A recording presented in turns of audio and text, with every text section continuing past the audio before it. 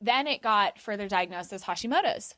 Really? So Hashimoto's is just like an autoimmune, and I'm like, oh my God, I have a disease. No, it hit me hard, and to the point where I couldn't control my heart rate. I was having heart issues. I was having issues with controlling not only my heart rate, but like I would get chronic headaches. I couldn't get out of bed. I had horrible body fatigue. Like it was literally my body was going through a storm, and I couldn't train horses anymore. I couldn't go out and give lessons. I had zero energy. I had no drive. I got depression. I couldn't get out of bed.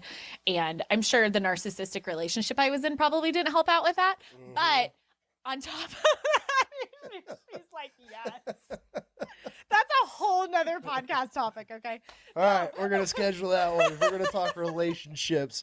How many topics do you want to hit tonight? All of them. But no, so it was, my body was going through a lot. And so the stress of it all, I couldn't get out of bed. And I was like, how am I going to survive? How am I going to feed my horses? How am I going to work? How am I going to make money? Like, if I have a headache, like, what can I do if I'm sick?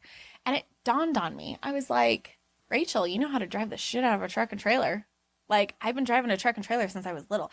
When I was 14, my dad would hand me a map, okay? And, you know, this is before cell phones and GPS and all that. He's like, all right, this is where we're going. This is, like, where are we, you know? And then he'd have me drive our RV and our 3-horse trailer. He's like, all right, don't pass semis. I'm going to take a nap, you know? No shit. And then he'd wake up and he's like, all right, where are we? Show me on the map. And so I'm, like, driving. And I'm like, I think we're here, you know? He's like, okay, do you know that we're there, you know?